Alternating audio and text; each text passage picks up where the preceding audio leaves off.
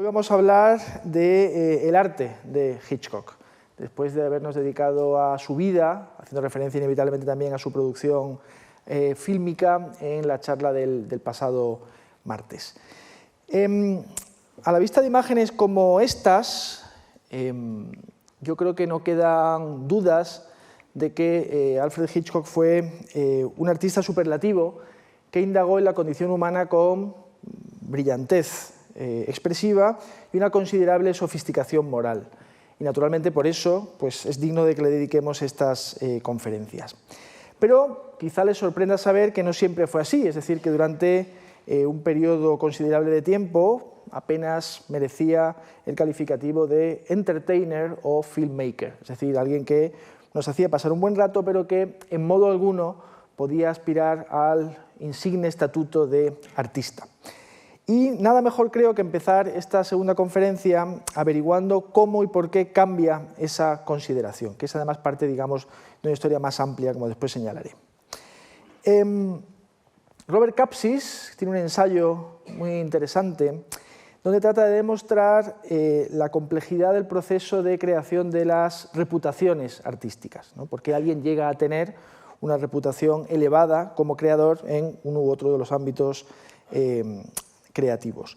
Y él señala que la reputación no debe entenderse como derivada siempre y en todo caso de manera natural de la calidad de la obra, que por supuesto ayuda y mucho, sino que responde también a un proceso mucho más complejo de recepción cultural y social.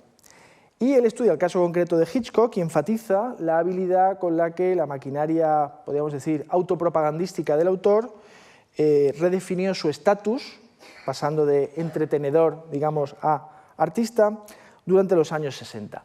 De hecho, el pasado martes ya tuvimos oportunidad de señalar que Hitchcock fue un maestro de la autopromoción, que ya en el año 30 había creado una pequeña empresa dedicada a colocar su imagen pública.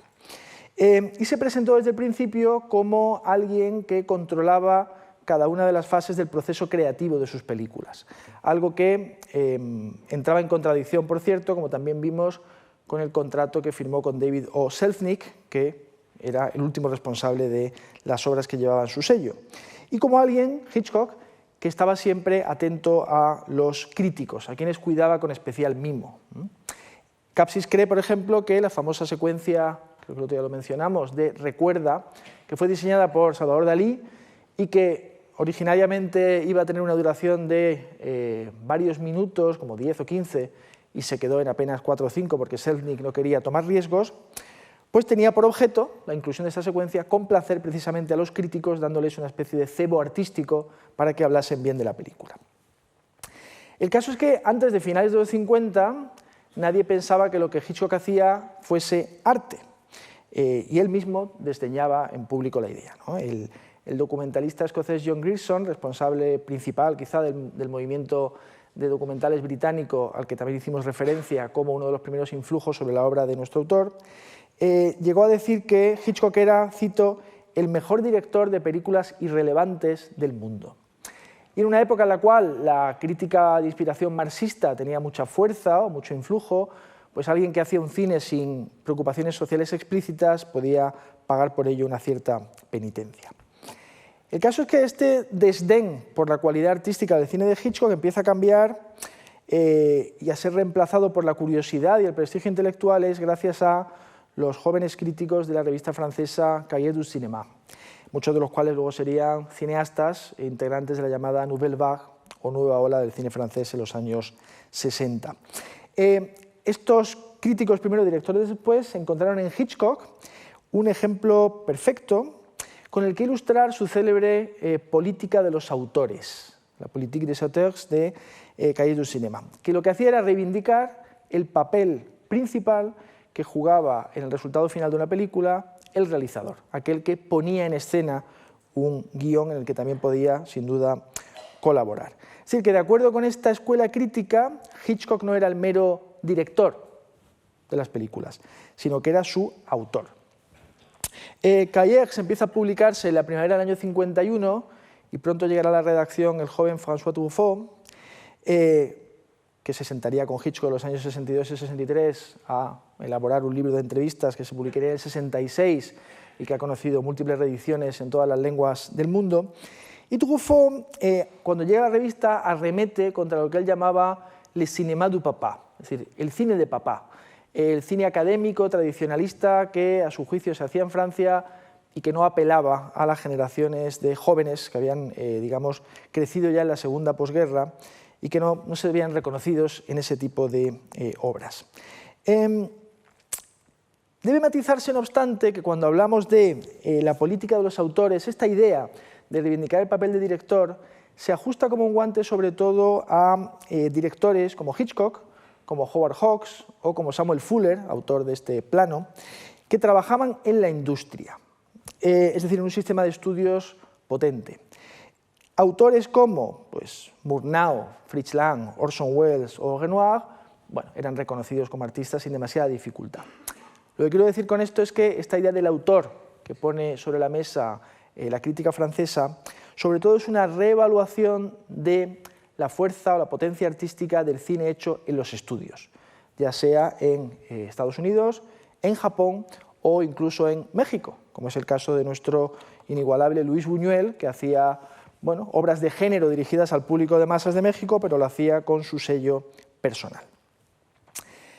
Hitchcock llegó a conocer a estos críticos, en concreto cuando rodaba Atrapa a un ladrón en Niza en el año 54, pues fue entrevistado por André Bazin, que no era tan joven ya, pero que era el mentor de estos jóvenes autores y que fue de alguna manera clave en la fundación de Cahiers du Cinéma.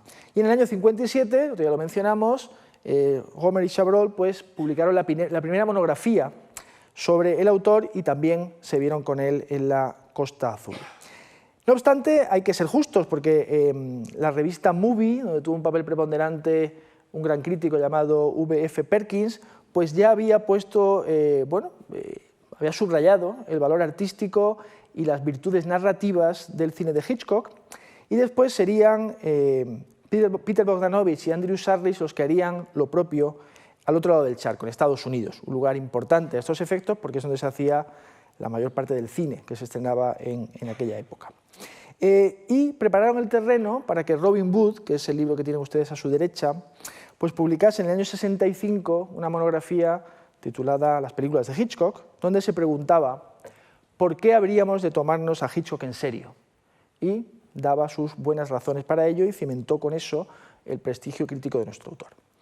Y lo que quisiera aquí enfatizar es que estamos hablando de un fenómeno más amplio. Y es el proceso de difuminación de las barreras entre la alta y la baja cultura, entre el arte y el entretenimiento, y también el proceso de la reevaluación de la cultura de masas o cultura popular, aunque no son lo mismo, por otra parte.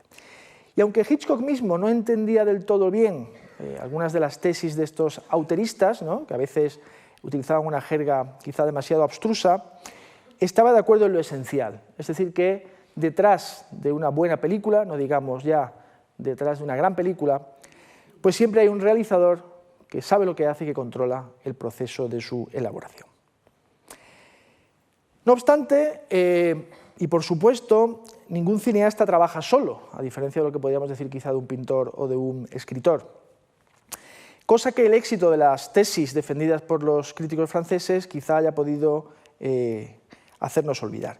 Y en el caso de Hitchcock, seguramente hay que destacar que su obra es fruto de un esfuerzo colaborativo, que lo tiene a él, no obstante, como fuerza propulsora y unificadora. Él, digamos, podemos reconocer su autoría, y eso es compatible con identificar aquellas contribuciones que le eran vitales. Es decir, que Hitchcock tuvo además la habilidad de atraer siempre a sus colaboradores a la idea de lo que debía ser, y finalmente era, una película de Hitchcock.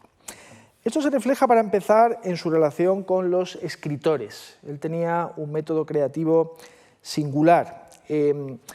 Nunca escribió solo y necesitaba, él lo admitía, a los guionistas porque le daban, por una parte, una estructura dramática donde poder, digamos, alojar sus innumerables ideas sobre lo que podía contener el film, y además le ayudaban con los diálogos. Pensemos, por ejemplo, en este sentido con La muerte de los talones, ¿no? Una película muy popular suya, que empieza con una idea, y la idea era la de un hombre colgando de la nariz de Lincoln en el monte Rushmore. Una idea que seguramente está inspirada en un relato de Ambrose Bierce que lleva un título parecido. Y tirando de ese hilo, Hitchcock se sentó con Ernest Lehman, que tenía un pasado como publicitario en Madison Avenue en Nueva York, y crearon a Roger Thornhill y su formidable peripecia. Es un guión original donde, a partir de esa sola idea, se despliega el conjunto de la película. Bien es cierto que en ocasiones no todo le salía. Él contó a Truffaut en el libro que había ideado una secuencia precisamente para con La muerte de los talones. Ya saben que su título original es North by Northwest. El personaje empieza en Nueva York, pasa por Chicago y acaba precisamente allí en el monte Rushmore. Había ideado una idea en la cual el personaje pasa por Detroit y a él le gustaba emplear aquello que era característico de las localizaciones que escogía, y en Detroit, pues al menos en el pasado, como ustedes saben, la Motor Town, se hacían muchos coches. Y la escena que había ideado era que Cary Grant hablaba con algún personaje, sin necesidad de que oyéramos el diálogo por otra parte, un truco al que recurría él con frecuencia, en una fábrica de coches. Y en el segundo plano, detrás de ellos, empezaba a hacerse de la nada un vehículo. Y cuando la conversación terminaba y el vehículo estaba también concluido, el señor con el que hablaba Cary Grant pues quería enseñarle el coche. Y se acercaban a él, abría la puerta y caía del mismo un cadáver. Es una idea muy brillante que, sin embargo, no lograron enhebrar en el collar dramático del film y, bueno, pues sencillamente prescindieron de ella, pero desde luego nos la perdimos, ¿no? Él solía trabajar además sucesivamente con varios escritores, buscando aquello que cada uno de ellos podía aportar a la historia que traía entre manos.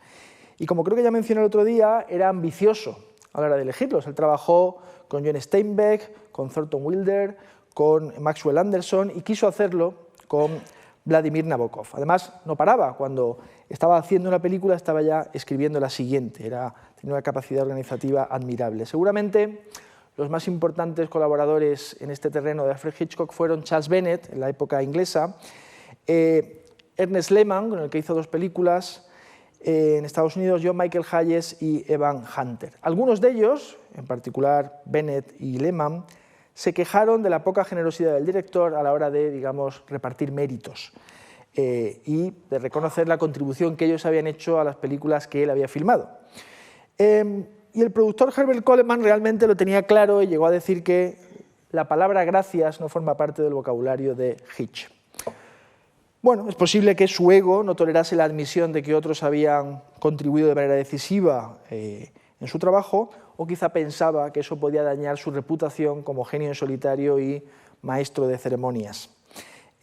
No obstante, no deja de ser cierto que Hitchcock es genuinamente el autor de sus películas. Era quien las concebía y quien canalizaba el conjunto de aportaciones de los distintos colaboradores que él disponía, como digo, al servicio del film. Y siempre que podía, él repetía, trabajaba una y otra vez con las mismas personas. Eran las personas con las que mejor se entendía y también aquellos que aceptaban de manera consciente que trabajar con Hitchcock era amoldarse a su genio y a sus necesidades y potenciar su visión artística. Y aquí podemos mencionar al fotógrafo Robert Barks, al montador George Tomasini, a su asistente Peggy Robertson, a la famosísima, legendaria diseñadora de vestuario Edith Head. No he encontrado fotos para los productores Herbert Coleman ni el diseñador de producción Harry Bumstead, tampoco para el especialista en efectos especiales, los trasfondos que tan buenos son en las películas de Hitchcock, Farciot Edward, y por supuesto también tenemos al diseñador de créditos Saul Bass. No obstante, seguramente hay que destacar sobre todos ellos al músico Bernard Herrmann. Se ha dicho que hoy con justicia que la colaboración o la pareja Hitchcock-Herrmann es la mejor pareja director, realizador de bandas sonoras en la historia del cine. Y realmente basta comparar la mediocre partitura de, por ejemplo, Dimitri Tiomkin para Extraños en un tren, donde tenemos ahí unos violines que suenan en todas las escenas sin aportar nada a la experiencia de la película, con las que Herrmann firmó para Vértigo, Con la muerte de los talones o Psicosis. La Psicosis es especialmente brillante, tiene un aire modernista, que quizá explica que cuando ambos se pelearon, por desgracia, durante el rodaje de Cortina Rasgada, Hitchcock, pensando en quién escribiría la música de Topaz, pensó nada menos que en Vladimir Shostakovich. Realmente Herman introdujo una intensidad emocional en las imágenes de Hitchcock que hace que hoy en día, pues sencillamente el recuerdo, digamos, oír una melodía de Herman puede evocarnos sensaciones asociadas a la película para la que fueron escritas. Bien, que todos estos colaboradores aportasen algo de valor al cine de Hitchcock no es de extrañar, porque Hitchcock concebía el cine como un arte en el que todos los elementos de su lenguaje tenían que estar al servicio de la película. Eso incluye, por ejemplo, el uso psicológico del color o el uso del vestuario para la caracterización de los personajes y también incluso para la construcción del espacio fílmico. Y desde luego incluye también las herramientas visuales más elementales, por ejemplo, el encuadre, el montaje, desde luego, en la celebérrima escena del asesinato de la ducha en Psicosis, que por cierto Hitchcock había concebido como una escena muda. Fue Herman quien le convenció de la conveniencia de introducir música, y tratándose de la música que Herman escribió para la secuencia, desde luego tenía razón. Y también, por supuesto, la organización narrativa de la secuencia, que tenemos a Marnie robando junto a la limpiadora, que después resulta ser sorda. La aspiración confesa de Hitchcock, eso se ve en todas sus entrevistas, era crear lo que él llamaba cine puro. Entendiendo que el cine es un medio que persigue ante todo, decía él, suscitar emociones en el espectador a través de las imágenes. Pero no siempre hay que creer a pie juntillas todo lo que Hitchcock decía en las entrevistas, porque sus obras sonoras incluyen con mucha frecuencia mucho diálogo. Y ese diálogo puede ser tan significativo como, baste un ejemplo, el que mantienen Janet Leigh y Anthony Perkins en la oficina del motel antes de que ella sea asesinada por él o su madre, ¿no? Tampoco es verdad, lo veremos después con más detalle, que a Hitchcock no le interesasen los temas ni los dilemas morales. Aquí tenemos una imagen de Downhill cuando la joven acusa falsamente al protagonista de una agresión que no se ha producido y que conduce al personaje por la calle de la amargura y hacia el desastre. Realmente él tenía ejes temáticos y motivos que le permitían, lógicamente, poner sobre la mesa los dilemas morales y las flaquezas humanas. Y hay que decir también, en relación con esto, que aunque Hitchcock siempre afirmó que para él el proceso de rodaje de una película era intrascendente porque ya la había escrito y concebido previamente y que todo lo que seguía a esa fase era, bueno, algo puramente mecánico y que llegaba a aburrirse en el rodaje, Bill Crone ha hecho una investigación muy exhaustiva en la que ha demostrado que eso no es cierto. Es decir, que Hitchcock se implicaba profundamente en el proceso de producción y postproducción de sus películas y que estaba abierto también a la improvisación y los cambios ocasionales en el guión o en la concepción visual del film o en el estilo de la actuación de sus intérpretes. Es otro ejemplo más de la discrepancia entre autoleyenda y realidad. Por supuesto, asunto distinto es que la riqueza semántica de sus películas haya sido siempre debidamente captada por todos los espectadores. Sus películas tienen distintos niveles de interpretación y, por supuesto, se mantienen siempre abiertos a múltiples lecturas. Y tampoco los censores, hay que decir, se mostraron nunca demasiado espabilados. Él solía salirse con la suya. Y nada lo atestigua mejor quizá que esta metáfora del acto sexual con la que termina con la muerte de los talones. Charles Barr, que es un historiador de cine inglés muy competente, dice que la formación de Hitchcock, su aprendizaje como creador visual, es seguramente lo más cercano que tenemos, lo más parecido que tenemos a una representación universal de lo que ha sido el cine en el siglo XX, porque él fue influido y contribuyó a el cine europeo, el cine americano, el cine comercial, el cine hasta cierto punto experimental, el cine mudo y el cine sonoro, y además trabajó para la televisión. En ese sentido, las fuentes más importantes de Hitchcock, de su cine, estarían en el modelo narrativo clásico de Griffith, en el cine expresionista alemán, en el cine ruso, aparte seguramente del documentalismo británico. El cine ruso, sobre todo, a través de la idea del montaje mediante el contrapunto, el montaje dialéctico que decía Eisenstein, y en ese sentido quisiera aquí centrarme brevemente en el famoso efecto Kuleshov, sobre cuya relevancia para su propia concepción del cine Hitchcock siempre insistía en las entrevistas. Y no es de extrañar, porque como veremos después también, la técnica del punto de vista del personaje, es esencial para la construcción narrativa de sus películas. ¿En qué consiste este efecto demostrado por el cineasta ruso del mismo nombre? Bueno, es muy sencillo. La idea es el montaje.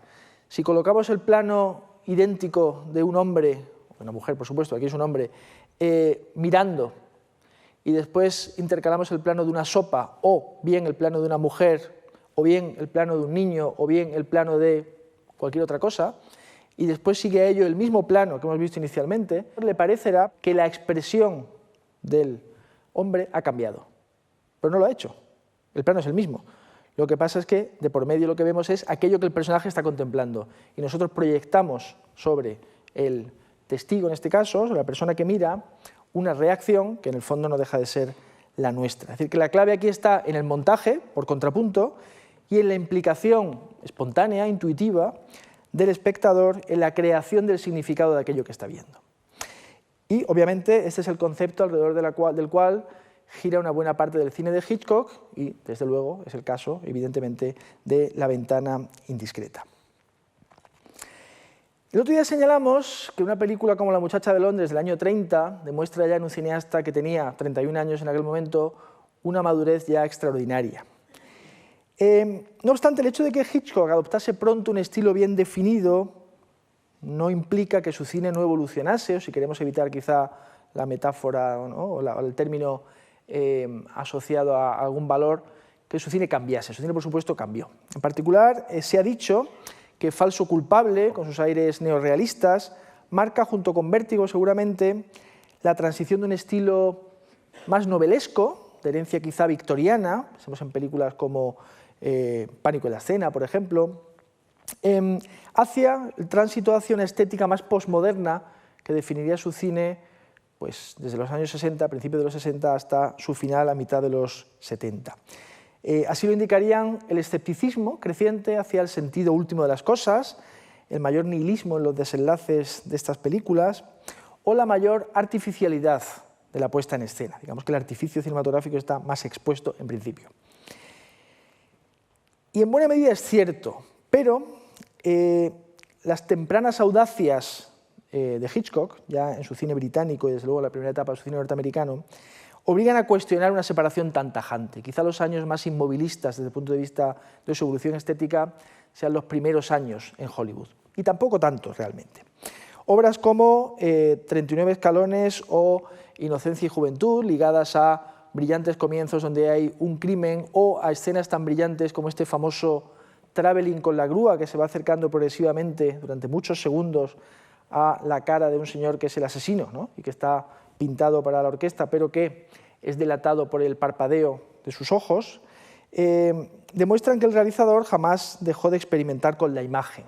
Y además estableció algunas continuidades interesantes. Esta escena de alguna manera fue replicada en el célebre plano, también con grúa de encadenados, que lleva la cámara desde lo alto de la escalera de la mansión donde se celebra la fiesta a la llave, que es clave en la trama, y que Ingrid Bergman aprieta en su mano izquierda. Y por otra parte, como acabo de señalar, la complejidad moral de La muchacha de Londres no fue superada nunca, lo cual hay que matizar, como digo, esta idea de que Hitchcock va mejorando sustancialmente o cambiando de manera dramática. Tampoco su primera década en Hollywood debe considerarse como una década perdida a efectos de evolución estética. Tanto La sombra de una duda como Encadenados, esta es La sombra de una duda, contienen soluciones brillantes, y en esta época también él hace gala de un deseo de experimentación que, como vimos también ya, culmina en La soga, que es una película en la que apenas hay cortes. Y además hay aquí un uso pionero del color que volverá a tener una crucial importancia en Vértigo. De tal manera que, como digo, hay unas continuidades e innovaciones se alternan con gran brillantez en el cine de Hitchcock a través de los años y a lo largo de nada menos que 6 décadas. De manera que, en este sentido, separar forma y fondo en la obra de Hitchcock tiene aún menos sentido del que tiene en general hacerlo. Ya que Hitchcock tenía muchas cosas que decir, ahora hablaremos un poco de esto, pero lo primero que nos comunica es su estilo. Su primer tema es su estilo. es imposible separar lo que dice de la manera en que lo dice. Y eso es algo que Gomer y Chabrol, en esta monografía, como les digo, escribieron en el año 57, ya se barruntaron. Ellos escriben, cito, «Es en la forma donde conviene buscar la profundidad. Es ella la que está preñada de una metafísica latente», dicen. Lo que ocurre es que interrogarse por el estilo fílmico de Hitchcock exige prestar atención a la relación que nuestro director mantuvo con el modelo narrativo del Hollywood clásico, que suele datarse entre 1916, cuando Griffith lo funda, y 1960, que es el momento en el cual las nuevas olas europeas empiezan a influir en el lenguaje cinematográfico del mundo entero y desde luego también en Hollywood. Este modelo clásico, que empieza a extenderse globalmente en los años 30 o 40, cuando se consolida el sistema de estudios, tiene como clave el hecho de que el autor tiene que ocultarse, o la idea es que el autor se oculta. Es decir, que el espectador debe ver una película y seguir el progreso de la narración sin darse cuenta de que hay alguien contándole algo de una manera determinada. Es un ideal, digamos, de transparencia. Y este ideal de transparencia se realiza a través de un conjunto de reglas formales que David Bordwell, un erudito fallecido recientemente, pues ha identificado con mucha agudeza. Y hablamos de que la cámara tiene que guardar una distancia correcta con los personajes, no tiene que ponerse delante de la nariz de uno de ellos, por ejemplo. No debe desplazarse el eje de la cámara, a un plano le sigue un contraplano. El narrador sigue a los personajes en lugar de moverse la cámara con total autonomía. Y, por supuesto, debe respetarse el raccord, o la continuidad entre los planos. El espectador será el que, a través de su mirada, unifique los distintos fragmentos para dar sentido al conjunto de la película. Ocurre que es un error pensar que en el Hollywood clásico el patrón narrativo era tan rígido que no admitía cambios o modificaciones. En realidad, los directores tenían, y esto en parte es algo que la política de los autores, a la que me he referido anteriormente, nos ayudó a comprender, un cierto margen para afirmar su autoría. El modelo no llega nunca a romperse, pero sí conoce momentos de subversión e innovación. Y Hitchcock realmente ilustra perfectamente lo que podríamos llamar las posibilidades autorales de la narración clásica o del modelo clásico, sin salirse de los límites fijados por ella. El más importante de los cuales, por supuesto, es una cierta causalidad narrativa, ¿no? B sigue a, C sigue a B, etc. Aquí tenemos, por ejemplo, una imagen de La soga donde la cámara se ha desvinculado del diálogo que tiene lugar fuera de plano a la derecha y vemos a la señora que está en la cocina arreglando algo, mientras que en primer plano a la izquierda lo que tenemos es el arcón donde está escondido el cadáver del joven que ha sido asesinado al comienzo de la película, con lo cual la cámara está diciéndonos algo, ella sola, en lugar de seguir la acción que está, como digo, a la derecha. Y pensemos también en las rupturas de la temporalidad convencional que suponen las muertes tempranas de Madeleine Elster en Vértigo y, por supuesto, de Marion Crane en Psicosis. En principio, la muerte temprana de la protagonista aparente de la película no es algo que uno pudiera esperar como espectador en estos años de narración clásica. Y Hitchcock, digamos, que habría utilizado todos los medios a su alcance, tensando las costuras del modelo, para proporcionar una cierta reflexividad a sus trabajos, dejando en ellos su impronta personal. Y sobre todo, esto lo hizo él con la restricción prolongada al punto de vista exclusivo de un personaje, es decir, el espectador ve la acción a través de lo que ve el personaje. Esto es La ventana indiscreta y también, por supuesto, en Vértigo, donde además la propia subjetividad del personaje, que es un hombre emotivo, como dice Hitchcock en Conversación con Truffaut, de alguna manera tiñe el estilo de la película. Vemos la película no solamente a través de los ojos del personaje, sino que vemos lo que sucede en la película, cómo lo ve el personaje. Y el otro es, por poner un ejemplo más, el empleo de intrusiones narrativas que comentan la acción por medio de efectos de cámara, como hemos visto con la soga, efectos de sonido, el uso psicológico del color, las angulaciones de cámara o insertos metafóricos que ahí se nota claramente la influencia del cine mudo, como por ejemplo los valses que se insertan en La sombra de una duda, que remiten al tema del asesinato de viudas por parte del tío Charlie, las puertas que se abren sucesivamente en Recuerda, cuando Ingrid Bergman es besada por Gregory Peck, el hombre que le atrae, o esta curiosidad que contiene Sabotaje, que son una serie de billboards o paneles publicitarios, escritos, por cierto, por la novelista Dorothy Parker, que van comentando la acción. Aquí se dice funeral, beautiful funeral, porque el personaje protagonista de la película está en peligro de muerte, pero se suceden varios durante el film. Y es en las películas de los años 50, digamos, que comienzan más o menos con La ventana indiscreta, donde se pone de manifiesto de manera más aguda quizá esa perversión del modelo clásico en el cine de Hitchcock, sin que podamos identificar tampoco un momento preciso de ruptura, sino que hay una evolución natural en la que él va modificando paulatinamente el lenguaje cinematográfico estándar y en ese sentido abriendo también paso a la imitación por parte de otros realizadores. Hay quien ha dicho que él trabaja en Hollywood a condición de abandonar el expresionismo que había aprendido en Alemania, pero realmente en las obras del sexteto de thrillers del que hablamos el otro día, que realiza en Gran Bretaña en los años 30, no hay demasiado expresionismo. Y sin embargo, en las primeras películas que hace en California sí que hay algunos alardes con las luces y las sombras. Por ejemplo, el incendio con el que comienza, lo acabamos de mencionar, Sabotaje, o la compleja escena en el desenlace de esta misma película que tiene lugar en un cine de Brooklyn, donde disparan a la vez el personaje de la película que se está proyectando y el nazi que ha buscado acomodo en la sala huyendo de sus perseguidores. Al mismo tiempo, esto sí se ve claramente en los 50, Hitchcock va ahondando paulatinamente en este empleo hipertrofiado del punto de vista del personaje.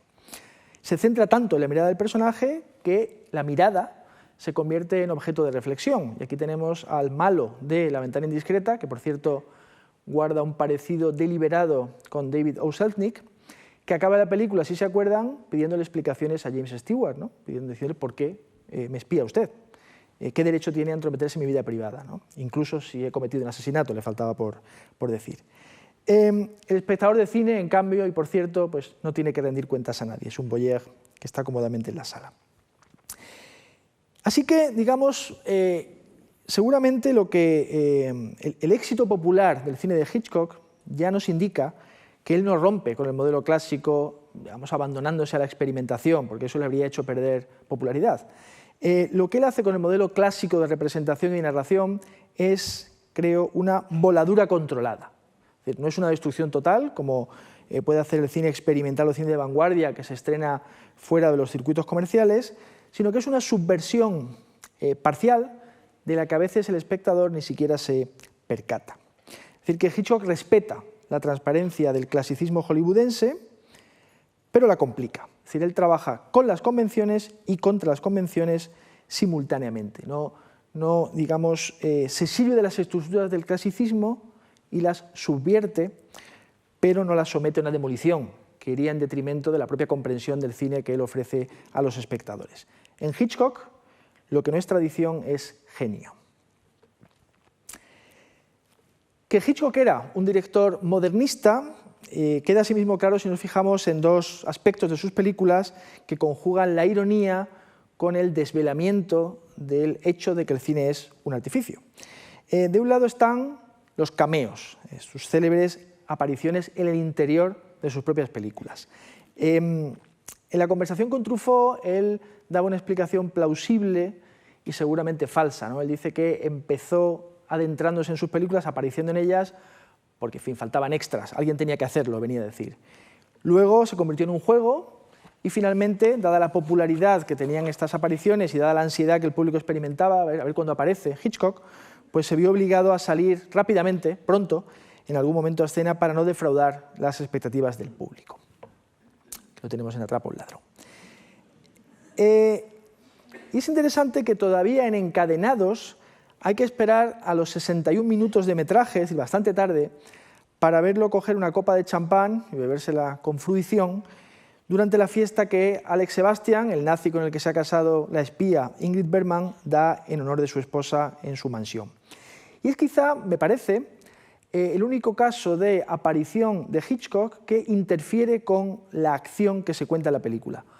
Porque, si se acuerdan, cuando se acabe el champán, el camarero o el dueño de la casa tendrá que bajar a la bodega para reponer las botellas, y ahí es donde se esconde el uranio que Cary Grant e Ingrid Bergman tratan de descubrir. Entonces Hitchcock, al beber con tanta pasión, pues lo que hace es acelerar ese momento. Yo creo que es el único caso en que se produce, como digo, esta interferencia.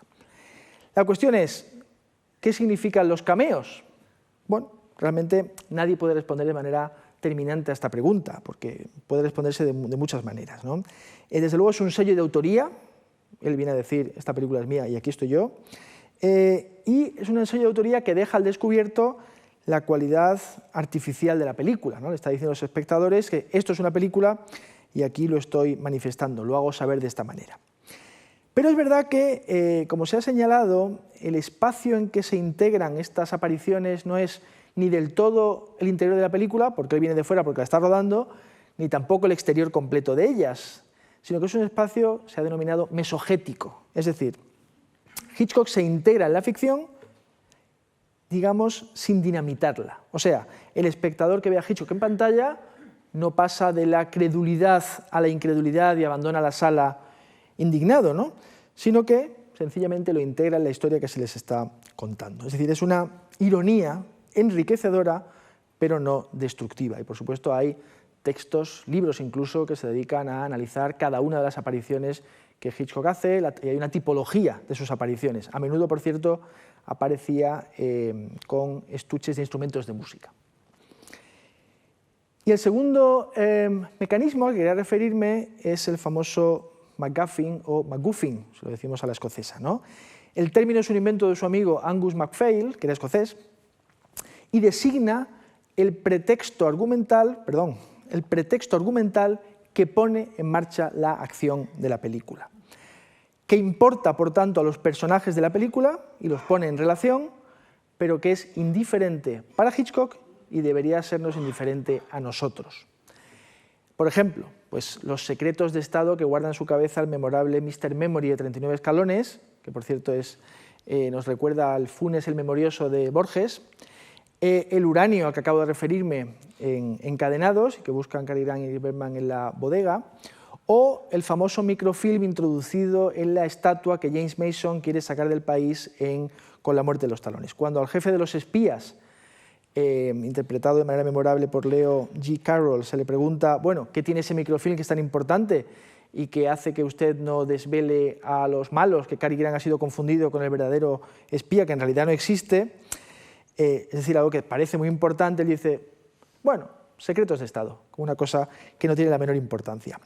Y se ha atribuido en este sentido al MacGuffin cualidades irónicas, porque de alguna manera produce la fantasía de que los personajes de las películas de Hitchcock están empeñados en alguna clase de acción significativa, cuando realmente lo significativo es, bueno, el modo en que se relacionan y el buen rato que nos hacen pasar.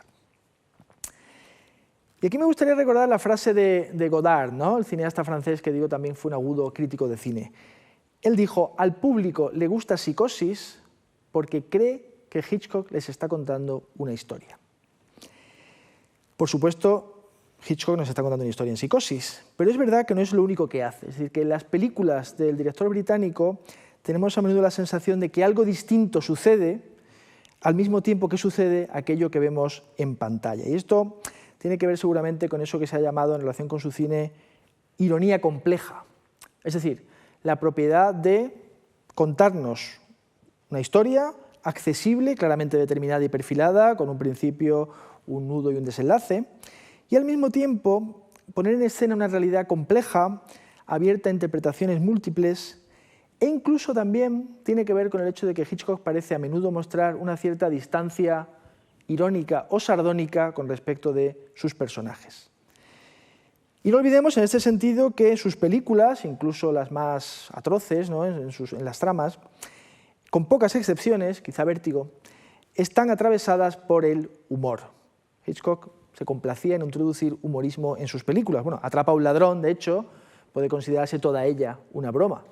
Y todavía, y sus películas también contienen chistes muy buenos. Frenesí, no sé si se acuerdan, comienza con la cámara se va acercando al Támesis con los títulos de crédito y acaba fijándose en un meeting que está dando un político local que promete que el Támesis va a limpiarse de una vez por todas y los londinenses van a poder incluso bañarse en él. Y entonces alguien grita, un cadáver, y lo que vemos en el Támesis efectivamente es el cadáver de una mujer. Decíamos antes, los temas y los motivos que le interesan a Hitchcock. Claro, por mucho que un director de cine pueda tener o decir que tiene más interés en la invención de formas visuales que en el aparato dramático o en los temas personales, bueno, pues seguramente miente. Es decir, en el caso de Hitchcock, desde luego, esto no es cierto. Él tenía temas, motivos, ejes a los cuales volvía una y otra vez. Es decir, que él tenía preferencia por contenidos específicos y por temas recurrentes, aunque la historia que nos contara fuese más o menos irrelevante, y de ahí la importancia que en su concepción de la obra tenía el referido MacGuffin. Así que podemos preguntarnos, ¿de qué nos habla el cine de Hitchcock? Bueno, a mi juicio, su tema principal es la precariedad del orden, o si quieren, la precariedad del orden vital. Es un orden que experimentamos en nuestra vida cotidiana, que en su cine puede verse desestabilizado en cualquier momento a consecuencia del azar o de una conspiración. Algunos ejemplos: la mano del azar, en buena medida, que detiene a Cary Grant cuando se dirige a poner un telegrama a su madre Con la muerte de los talones. Recordarán que bueno, pues, ha llamado al botones cuando alguien ha pedido por megafonía que se acerque al mostrador el falso espía, el espía que no existe, que es George Kaplan, y entonces pues, los señores que buscan a George Kaplan lo han confundido y lo arrastran a una peripecia de gran intensidad. Tenemos, por supuesto, el motel en la carretera perdida de Psicosis, cuando Marion Crane hace el check-in, ¿no?, y se pone a charlar con Anthony Perkins, pues averigua que en realidad la ciudad a la que quería llegar está solo a 20 kilómetros y que ese hotel ya no tiene clientes porque pusieron la carretera principal en otra parte, ¿no? Pero ella ha ido por azar a detenerse allí. El encuentro más o menos azaroso de extraños en un tren, que pone en contacto al tenista y al psicópata. El azar fatal en Falso culpable, que hace que el personaje interpretado por Henry Fonda se parezca demasiado a un asesino que busca a la policía.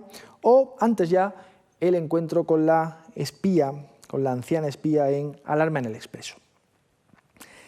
Estos personajes a los que golpea el azar o el destino son a menudo, además, hombres disponibles, en memorable expresión del filósofo español Eugenio Trías. Es decir, personas de mediana edad que no tienen familia, tienen una buena situación económica y, por tanto, están a la espera de que algo suceda en su vida y se descubren, como digo, amenazados por un destino imprevisto. Aquí tenemos al solterón de Vértigo, Scotty, pero también podemos pensar en el frívolo seductor de Con la muerte de los talones, que es Cary Grant, o en el joven apuesto de 39 escalones, que son apenas unos pocos ejemplos de una obra llena de hombres y mujeres cuya existencia se ve de repente desequilibrada por efecto del azar, como digo, en sus distintas manifestaciones: el falso culpable, el encuentro fortuito con un criminal, el romance imprevisto también, o como efecto, como ocurre en Vértigo, sin ir más lejos, del desbordamiento enfermizo de una pasión obsesiva. No pocas veces la fatalidad adopta la forma de una falsa acusación, son los famosos wrong men o falsos culpables del cine de Hitchcock. Una falsa acusación de la que alguien tiene que defenderse, un proceso en el transcurso del cual a menudo el falso culpable encuentra a alguien del otro sexo y a menudo es una heroína llena de recursos. Aquí tenemos un plano de joven inocente que ayuda al falso culpable a demostrar su inocencia, pero en el camino esto conduce al enamoramiento. Al mismo tiempo, en un mundo que carece de solidez, la sospecha, lógicamente, conduce al suspense, y los objetos de la vida cotidiana, adquieren una insospechada fuerza simbólica como portadores de una extrañeza que es ajena a esa vida cotidiana. Y aquí es patente, seguramente, la influencia del surrealismo, aunque Edmund White, es una hipótesis interesante, ha sostenido que la trascendencia de los objetos cotidianos en el cine de Hitchcock puede tener que ver con su formación religiosa. Aquí tenemos el anillo de La sombra de una duda, el mechero de Extraños en un tren, tenemos la llave de Encadenados o tenemos el broche de Vértigo. En esta idea del orden amenazado, desestabilizado, tiene por tanto toda la lógica del mundo que Hitchcock explore a menudo en su cine el reverso tenebroso de la familia, una familia en apariencia feliz y que a veces lo es, como en el caso de La sombra de una duda, que como digo se ve afectada por algún tipo de mal. Hay autores que han señalado que el hogar cruelmente amenazado puede incluso considerarse su principal tema. Aquí tenemos la segunda versión del hombre que se veía demasiado, en el cual pues, una pareja pierde a su hijo que es secuestrado por unos espías internacionales. Dentro de la familia, por supuesto, están las madres, que en Hitchcock adquieren cualidades diversas, pero que suelen apuntar hacia la inmadurez del hijo varón o el deseo de apropiación materna, como en el caso de Los pájaros. Hay también madres importantes en Encadenados, la madre del nazi Alex Sebastian, en Marnie y en Extraños en un tren. Aunque aparece poco, la madre del psicópata tiene aquí un papel importante. Y por supuesto también hay una madre en Psicosis.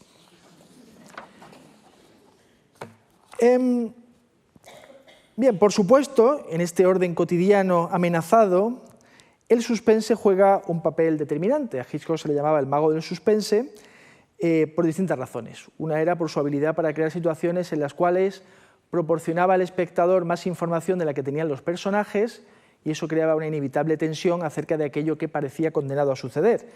Este ejemplo es de Sabotage, una película inglesa en la cual ese niño no sabe que es portador de una bomba que explotará matándolo en un autobús londinense, algo que luego Hitchcock lamentaría. Él consideró que quizá es un abuso de poder matar a un niño, ¿no?, en una película. O la famosa persecución de una de las pocas secuencias salvables de esta película, Cortina rasgada, la persecución con el falso autobús en, como digo, Cortina rasgada. Pero a veces el suspense es de otro tipo y lo que nos encontramos es con planos cargados de tensión, una tensión psicológica que, por ejemplo, nos encontramos en este contrapunto con el cual observamos a Mitch en Vértigo cuando Scotty le recuerda que ella fue quien rompió el compromiso de matrimonio con él, o la expresión tensa de la madre de Mitch en Los pájaros cuando le presentan a Melanie Daniels y ella comprende enseguida el peligro que representa en relación con la integridad de su hogar, seguir viviendo con su hijo. Y llegamos con esto a uno de los temas más importantes, que es el amor en Hitchcock, el motivo amoroso. Creo que no conviene desatender el fuerte impulso romántico que contiene el cine de Hitchcock. Creo que le pasa algo parecido a Nabokov, que sus estructuras dramáticas y visuales podían ser muy cerebrales, pero que por debajo late una pasión romántica importante. Y además él subrayó siempre la función dramática del romance. Es decir, cuando al final de su vida estaba preparando The Short Night, esta película que no llegó a hacer, le dijo a su guionista: lo principal es la historia de amor. Y el romance suele acabar reemplazando al MacGuffin como tema principal de la película, como centro de la historia. Como he dicho antes, a menudo los amantes se reúnen en el marco de una persecución injusta de la que se defienden, y 39 escalones es un primer modelo ya muy claro al respecto, pero también nos encontramos con esta idea, por ejemplo, en Recuerda, la película protagonizada por los dos psicoanalistas. En otras ocasiones, el enamoramiento se ve dificultado por la turbiedad moral que se adivina en el otro, ¿no? Ingrid Bergman no está segura de cuáles son los sentimientos que tiene hacia ella Cary Grant en Encadenados, y Joan Fontaine no sabe si Cary Grant es o no un asesino. Por cierto, Hitchcock quería que fuera un asesino, pero la censura no le dejó, hizo un final así un poco pobre, del que no estaba muy satisfecho. El resto de la película parece dejar claro que efectivamente lo es. Si nos preguntamos qué visión del amor ofrece su obra, la respuesta es que ofrece una visión muy diversa. Hay muchos tipos de relaciones amorosas donde elegir en su cine.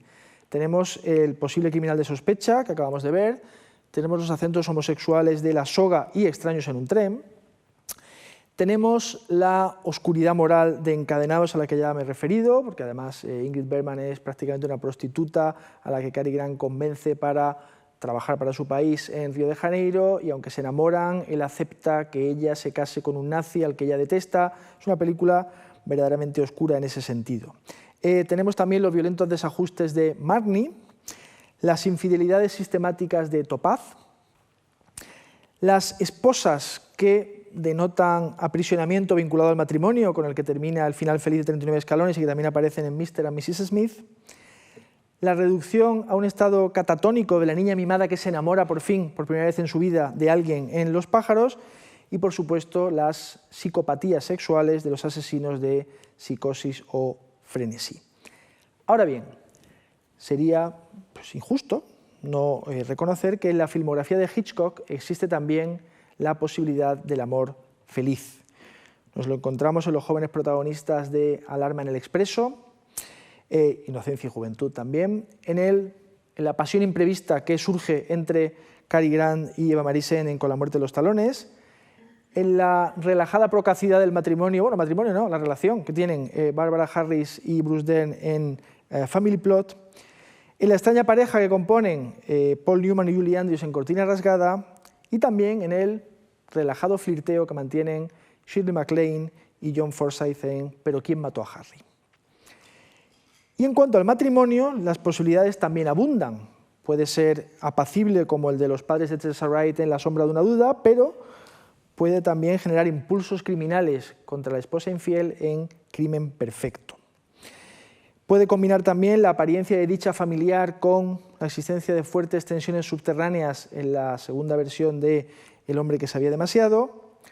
Puede ser destruido por los acontecimientos externos en Falso culpable, y puede verse amenazado por la ominosa sombra del pasado en Atormentada o Rebeca. Hitchcock podía también solazarse en el comentario irónico. Una vez que la resistencia al compromiso del personaje interpretado por James Stewart en La ventana indiscreta, él es un reportero que quiere llevar una vida trepidante y ella es una modelo de pasarela en Nueva York que quiere casarse con él. Entonces él se resiste porque dice que ella no va a aguantar la vida de viajes por el mundo entero que a él le gusta llevar. Y bueno, en el transcurso de la peripecia que les lleva a descubrir un asesinato, él ve en ella unas cualidades que no había adivinado antes, inteligencia, audacia, amor por la aventura, que le convencen de que, bueno, deben casarse, ¿no? Parece que necesitaba muchísimas razones para casarse con Grace Kelly y James Stewart. El caso es que acaba la película con él inmovilizado en las dos piernas porque se ha caído por la ventana de nuevo, y su fiancé, Grace Kelly, aprovecha la siesta para abandonar sin miramiento su lectura del libro que él le ha recomendado para leer Harper's Bazaar, que es lo que a ella le gusta. Es decir, la tesis aquí es que nadie cambia, que las diferencias entre las personas subsisten, que los conflictos no pueden resolverse, pero que, bueno, no por ello uno debe dejar de casarse, ¿no? Viene a ser un poco la moraleja. Además del amor, claro, está el deseo. Este es el comienzo de Revolucionario, en su momento de Psicosis, cuando la cámara se acerca al hotel donde se encuentran furtivamente los amantes, Marion Crane y su pareja. Y el deseo puede ser patológico, obviamente. El interés de Hitchcock por la mirada y por las implicaciones del acto de mirar es manifiesto en todo su cine, y es un tema, por supuesto, intemporal y a la vez creo que especialmente relevante en una época, la nuestra, en la cual redes sociales mediante todos miramos y somos mirados. En el cine de Hitchcock esa mirada suele ser masculina, aunque como vimos ya en la primera secuencia de The Pleasure Garden el otro día, también pasa en Vértigo y en muchas otras, el deseo masculino conduce a menudo en su cine al ridículo o la autodestrucción.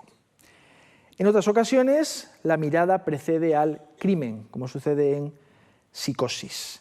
A propósito, el cuadro que oculta el agujero a través del cual Anthony Perkins puede mirar a las mujeres que se alojan en el motel y a las que luego asesina, es una reproducción de Susana y los viejos, viejo tema de la pintura de la antigüedad.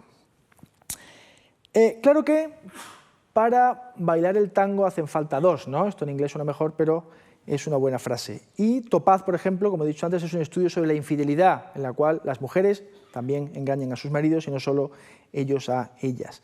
Y los personajes de películas como La muchacha de Londres, Encadenados, Vértigo con la muerte de los talones o La trama no carecen precisamente de iniciativa o, como se dice ahora, agencia propias.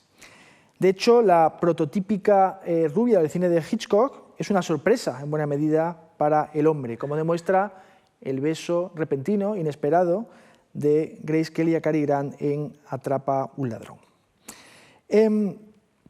Podemos considerar quizá que la rubia de Hitchcock, elegante y de apariencia fría pero secretamente apasionada, como él la describía, es en buena medida una fantasía masculina, pero como digo, en su cine había muchas mujeres con mucha capacidad de iniciativa. Bien, esto nos lleva hacia las controversias que han rodeado el cine de Hitchcock en relación con la representación de la mujer ahí en el mismo.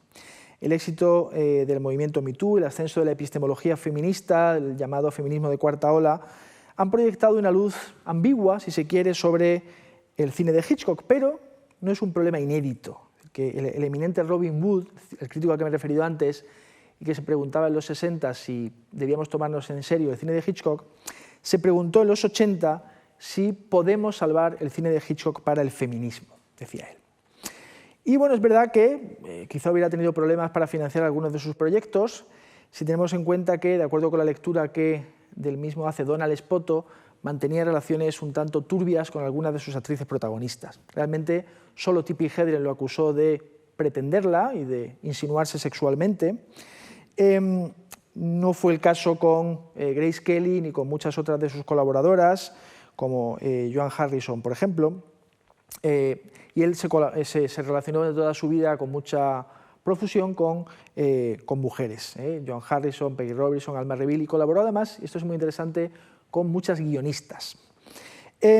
Parece probado, por otra parte, que en su época ya final pagaba a algunas de sus secretarias para que se exhibieran ante él en su despacho, cosa que a juicio de Herbert Coleman era un acto de la mayor de las inocencias, pero cada uno habrá de juzgar si eso convierte a nuestro hombre o no en un monstruo. En términos de interpretación de su cine, hay división de opiniones, porque incluso dentro de la crítica feminista hay autoras que creen que no podemos reducir su cine al reduccionismo y considerarlo como un cine patriarcal o machista. Es decir, que ni siquiera adoptando una perspectiva feminista a la hora de acercarnos a su cine, cosa que tampoco es obligatorio hacer, es una manera más de ver o leer el cine, puede concluirse de manera simplona que en el mismo se reproduce pues, un orden patriarcal o se suprime la agencia de la mujer. Y aquí tenemos, sin ir más lejos, el momento en el cual Judy, el personaje femenino de Vértigo, le da la vuelta ella sola a la película y ofrece una interpretación completamente diferente de lo que hemos visto hasta ese momento. Desde luego, Hitchcock tenía ideas complejas y contradictorias sobre las mujeres y sobre las relaciones entre los sexos. Algunas de ellas son propias, por supuesto, de su tiempo. Pero, por otra parte, él pobló su cine de protagonistas femeninas, en parte porque estaba convencido de que la mayor parte de su público, de las personas que veían su cine, eran mujeres. En un libro reciente y muy recomendable, Edmund White ha sugerido que quizás sus películas eran exploraciones de lo que él creía que era el alma femenina. Habla White de la fantasía del romance y de la aventura, del miedo a la violación y al asesinato. Es posible. En todo caso, creo que, como digo, cualquier lectura termina por ser insuficiente. Su obra es venturosamente compleja en este sentido también. Y por otra parte, además de las famosas rubias de Hitchcock, hay que destacar que en su cine hay otro tipo también de mujer, más terrenal y también abundante en recursos e inteligencia. Tenemos a Madeleine Carroll en 39 escalones, tenemos a Nova Pilbeam en Joven Inocente, tenemos a Bárbara Bel Geddes en Vértigo y tenemos a Jane Wyman en Pánico en la escena, entre otras. Por otra parte, como dije ya el otro día, a él le gustaba ser descubridor y creador de estrellas. Antes ha aparecido un fotograma en el que figuraba Shirley MacLaine en su debut cinematográfico. Claro, voy a decir en este sentido que Hitchcock nunca fue un mujeriego. Él tenía una falta de atractivo relacionada con su obesidad, se pasó la vida subiendo y bajando de peso, pero siempre estuvo más bien rellenito, y él declaró en el 64, no me siento cómodo en mi gordura. Es decir, que para él no era algo de lo que sentirse orgulloso y que seguramente le causaba cierta amargura en un contexto, el de la industria del cine, llena lógicamente de eso que hoy en día se llaman bellezas normativas. Él desviaba la atención haciendo bromas al respecto e incluso emprendió una famosa dieta en el año 43 y empezó a explotar a través del marketing su propia gordura y su lucha contra la gordura. Aquí tenemos su famoso cameo en Náufragos, ¿no? Dice, bueno, ¿dónde va a aparecer Hitchcock en un bote en medio del océano? Pues aparece en un anuncio del periódico Before and After.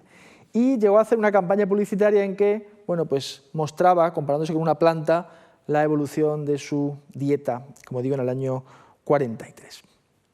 En todo caso, a este respecto, estas controversias, como digo, auspiciadas por la crítica feminista, creo que el juicio sigue sin sentencia, que los tímidos intentos por cancelar a Hitchcock de momento han fracasado. Y creo que, insisto, no está nada claro, quizá nunca lo esté, qué quiere decirnos exactamente Hitchcock cuando habla de las relaciones entre hombres y mujeres, entre personas del mismo sexo, cuando nos habla sobre el amor y el sexo, cuando nos habla del voyeurismo o de la fantasía. Tampoco puede minusvalorarse, este es un plano de Murder, película también del año 31, el papel que el mal juega en el cine de nuestro autor. Es un cine poblado de personajes que hacen el mal y de otros que lo sufren de maneras diversas, siendo víctimas de un crimen más o menos meditado, víctimas de conspiraciones, personas que sufren un chantaje, personas que son falsos culpables, personas que encubren a personas a las que aman, personas que traicionan a otras, ya sea regañadientes o de manera plenamente consciente, y muchas otras variantes de un comportamiento desviado que, no obstante, llamamos desviado, en fin, por consolarnos, porque realmente es bastante frecuente. Hitchcock estaba fascinado por los asesinatos de una manera además muy inglesa. Él hablaba de la mística inglesa del crimen y de esa afición por los crímenes truculentos y su recreación literaria. Y esta influencia seguramente ayuda a entender por qué en su cine hay pocos disparos. La mayor parte de los crímenes se perpetran con otros medios. En La sombra de una duda, la divertida pareja que forman Hume Cronyn y Henry Travers, ellos viven en la apacibilísima localidad prototípicamente californiana de Santa Rosa, pues pasan las sobremesas y las noches discutiendo acerca del crimen perfecto. Y hablan de cómo uno mataría al otro para que nadie lo descubriera, para desesperación de la esposa del primero de ellos. Ese crimen perfecto que Robert Walker ejecuta o cree haber ejecutado en Extraños en un tren, la adaptación de la novela de Patricia Highsmith. Mientras que en La soga el crimen perfecto tiene una vocación casi nietzscheana, de demostración de la superioridad de los mejores en la sociedad. A menudo, por supuesto, son también crímenes vinculados a la sexualidad. Anthony Perkins, el Norman Bates de Psicosis, ha sido propuesto como el primer incel, es decir, el primer célibe involuntario que recurre a la violencia debido a su frustración sexual. Mientras que el Barry Foster de Frenesí sencillamente mata para satisfacer sus impulsos sexuales. Y la protagonista de Blackmail, como vimos, mata para defenderse de un agresor sexual, pero luego prefiere no reconocer su crimen en legítima defensa y afrontar un proceso donde demostrar su inocencia, condenando a la horca al hombre inocente que ha tratado de chantajearla. Si nos preguntamos si el mal en Hitchcock está siempre perpetrado contra las mujeres, la respuesta es que no necesariamente. Y que en todo caso la destructividad masculina, o si quieren, autodestructividad masculina, es más definitoria de estos crímenes que la identidad de las víctimas. Y hay ocasiones, como sucede en Los pájaros, en que el mal adquiere incluso una cualidad abstracta y apocalíptica. En cualquier caso, y como ha señalado William Rothman, la aparición del mal, en forma de conspiraciones, asesinatos, chantajes, ¿no?, suele traer aparejado un dilema moral que Hitchcock plantea a sus personajes y, por tanto, a los espectadores. ¿Hay que matar al nazi de Náufragos a golpes o hay que ser mejor que él y llevarlo a un juez en Estados Unidos? ¿Debe Farley Granger aprovecharse de la psicopatía de Bruno para acabar con su insufrible y malvada esposa? ¿Puede tolerarse el asesinato de un político inocente, permítanme el oxímoron, para salvar la vida de tu hijo, que es el dilema que se le plantea a Doris Day en El hombre que sabía demasiado?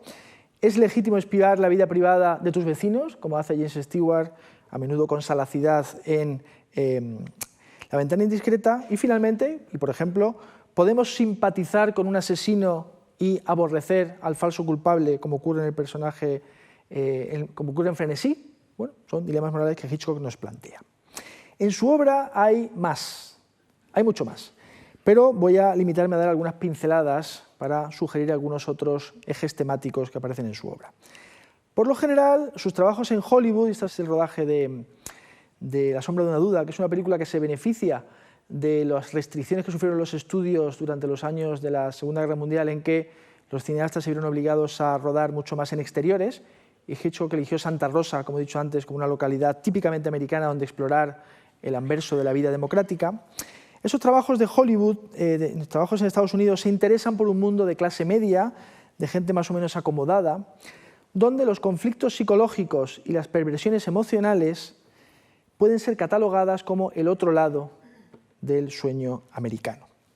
Y creo que conviene tomarse en serio este aspecto del cine de Hitchcock, es decir, interesarse por ese despliegue de espacios públicos, relatos culturales, tradiciones, corrientes ideológicas. Es decir, no es un decorado, no es un simple accidente geográfico. Como han dicho Friedman y Millington, Hitchcock no es tanto un crítico implacable de la cultura de masas, sino que es más bien alguien como Tocqueville, ¿no? el gran pensador francés que viajó por Estados Unidos en su juventud. Es decir, alguien que trata de conocer la sociedad americana sin dejar de participar activamente en ella, pero sin juzgarla de manera severa. Y esta exploración de la cultura popular norteamericana de la segunda posguerra mundial incluye, por supuesto, el tratamiento del psicoanálisis, porque Hitchcock desembarca en Hollywood cuando la terapia psicoanalítica ha empezado a cobrar presencia en un cine de los años 40, que además va a desarrollar herramientas visuales especialmente apropiadas para narrar los traumas del inconsciente, ¿no? Los flashbacks, los desvanecimientos, los sueños. Esto tiene mucha presencia en el cine de la época. Y él llega a hacer una película cuyos protagonistas son dos psicoanalistas.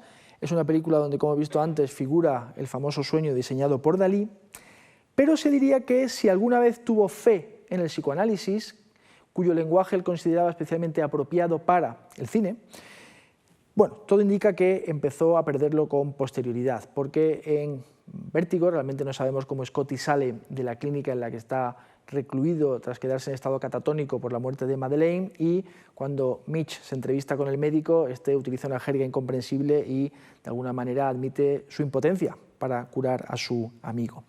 En Marnie, en cambio, todavía el trauma del inconsciente juega un papel importante en la trama, aunque también no deja de estar rodeado de cierta cualidad irónica que puede hacernos dudar. Es decir que, como ha dicho Margaret Horowitz, la interpretación psicoanalítica se nos pone tan en bandeja cuando vemos una película de Hitchcock que seguramente hay que desconfiar de ella.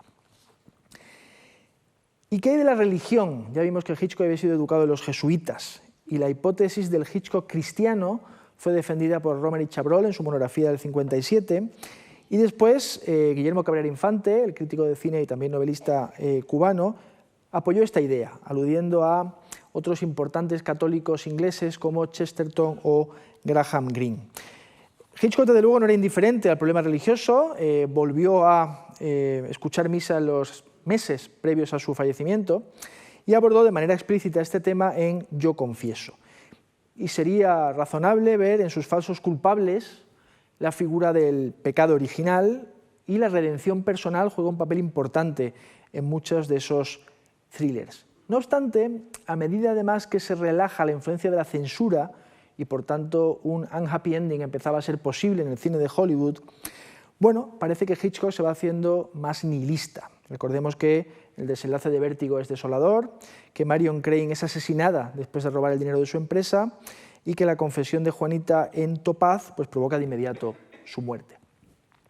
No obstante, está claro que la educación religiosa influyó en su director, y como además era bromista a la manera de su admirado Buñuel, pues llegó a sacar una monja con tacones y que se maquillaba, que luego resultaba ser una espía disfrazada, tan pronto como en el año 37 en Alarma en el Expreso.